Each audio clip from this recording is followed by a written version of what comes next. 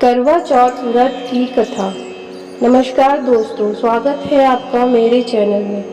बहुत समय पहले की बात है। एक साहूकार के 7 बेटे और उनकी एक बहन करवा थी। सभी सातों भाई अपनी बहन से बहुत प्यार करते थे, यहाँ तक कि वह पहले उसे खाना खिलाते और बाद में स्वयं खाते थे। एक बार उनकी बहन ससुराल से मायके आई हुई थी।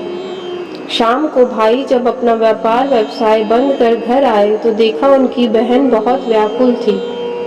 सभी भाई खाना खाने बैठे और अपनी बहन से भी खाने का आग्रह करने लगे, लेकिन बहन ने बताया कि उसका आज करवा चौथ का निर्जल व्रत है और वह खाना सिर्फ चंद्रमा को देखकर उसे अर्घ देकर ही खा सकती है।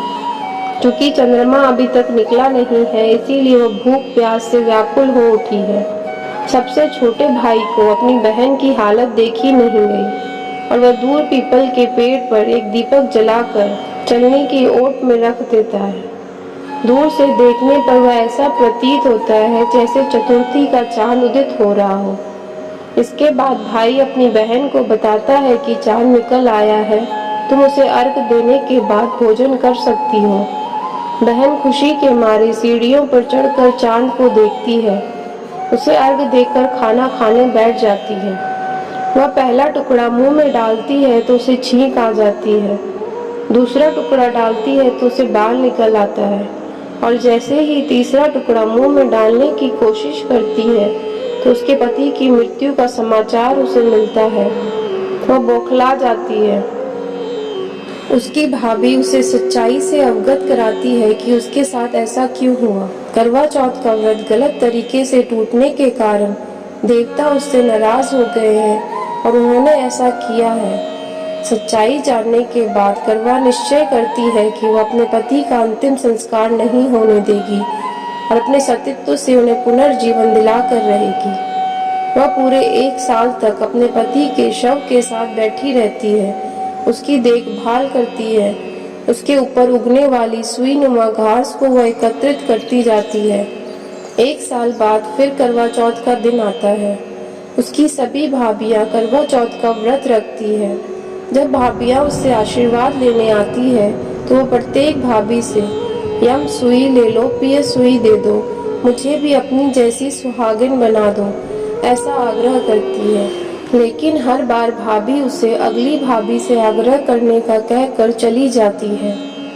इस प्रकार जब 6ठे नंबर की भाभी आती है तो करवा उससे भी यही बात दोहराती है। यह भाभी उसे बताती है कि चूंकि सबसे छोटे भाई की वजह से उसका व्रत टूटा था, अतः उसकी पत्नी में ही शक्ति है कि वह तुम्हारे पति को दोबारा जीवित कर सकती है। इसीलिए जब वह आए तो तुम उसे पकड़ लेना और जब तक वह तुम्हारे पति को जिंदा ना कर दे उसे नहीं छोड़ना। ऐसा कहकर वह चली जाती है। सबसे अंत में छोटी भाभी आती है। करवा उनसे भी सुहागिन बनाने का आग्रह करती है, लेकिन वह टालम टोली करने लगती है। इसे देखकर करवा उन्हें जोर से पकड़ लेती है और अपने सुहाग को जिंदा करने के लिए कहती है। भाभी उसे छुड़ाने के लिए नोचती है, खसोटती है, लेकिन करवा नहीं छोड़ती। अंत में उसकी तपस्या को देखकर भाभी पसीज जाती है और अपनी छोटी उंगली को चीरकर उसमें से अमृत उसके पति के मुंह में डालती है। करवा का पति तुरंत श्री गणेश कहता हुआ उठ बैठता है। इस प्रकार प्रभु कृपा से उसकी छोटी भाभी के माध्यम से करवा को अपना सुहाग वापस मिल जाता है।